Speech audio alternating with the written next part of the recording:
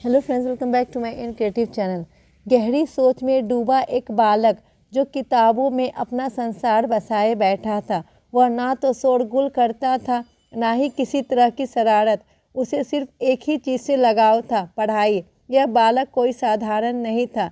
यह था मनमोहन सिंह, जो आगे चलकर भारत के प्रधानमंत्री बने और अपनी ईमानदारी और आर्थिक नीतियों से देश की दिशा बदल दी।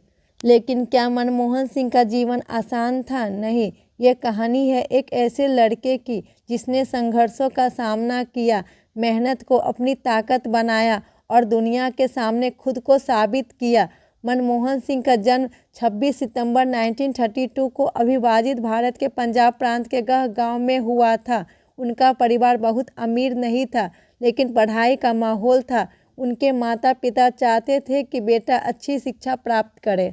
जब 1947 में देश का विभाजन हुआ तो उनके परिवार को पाकिस्तान छोड़कर भारत आना पड़ा। यह एक बड़ा आघात था, लेकिन मनमोहन ने हार नहीं मानी। वे भारत आए और अपनी पढ़ाई को जारी रखा। पढ़ाई के प्रति उनका जुनून ऐसा था कि वे घंटों तक किताबों में डूबे रहते थे। वे बचपन से ही असाधारण मेधावी थे। उनके शिक्षकों को यकीन था कि यह लड़का आगे चलकर कुछ बड़ा करेगा। मनमोहन सिंह ने पंजाब विश्वविद्यालय से अपनी शुरुआती शिक्षा प्राप्त की और फिर कैम्ब्रिज यूनिवर्सिटी चले गए।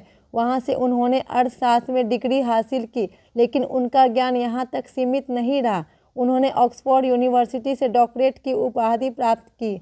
अब वे केवल एक साधारण छात्र नहीं थे, बल्कि एक महान अर्थशास्त्री बन चुके थे। उनकी समझ ने उन्हें दुनिया के बेहतरीन अर्थशास्त्रियों में शामिल कर दिया। लेकिन सवाल यह था, क्या वे केवल एक विद्वान बनकर रह जाएंगे या देश की सेवा भी करेंगे? मनमोहन सिंह को विदेशों में कई बड़े अवसर मिल सकते थे।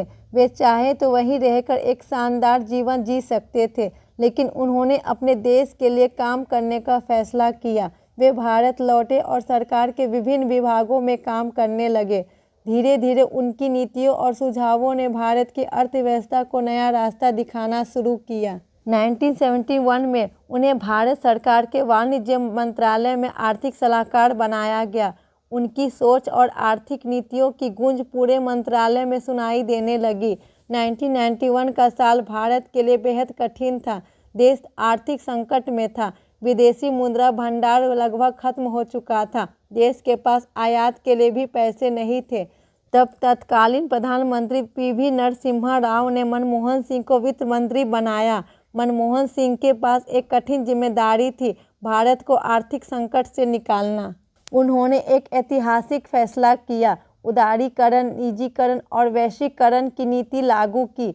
उनकी इस नीति ने भारत को अर्थव्यवस्था को पूरी तरह बदल दिया। विदेशी निवेश बढ़ने लगे, नई कंपनियां आई, लोगों को रोजगार मिलने लगा और भारत आर्थिक रूप से मजबूत हुआ। मनमोहन सिंह का एक वाक्य बहुत प्रसिद्ध हुआ, भारत की अर्थव्यवस्था को अब पंख लग चुके हैं, अब यह रुकेगी नहीं। साल 2004 में जब कांग्रेस पार्टी ने आम चुनाव जीता तो सोनिया गांधी ने मनमोहन सिंह को प्रधानमंत्री बनने का प्रस्ताव दिया। यही वह क्षण था जब एक अर्थशास्त्री जो कभी किताबों की दुनिया में खोया रहता था, भारत का प्रधानमंत्री बना। उन्होंने बिना किसी राजनीतिक पृष्ठभूमि के देश की बागडोर संभाली और 10 वर्षों तक प्रधानमंत्री रहे।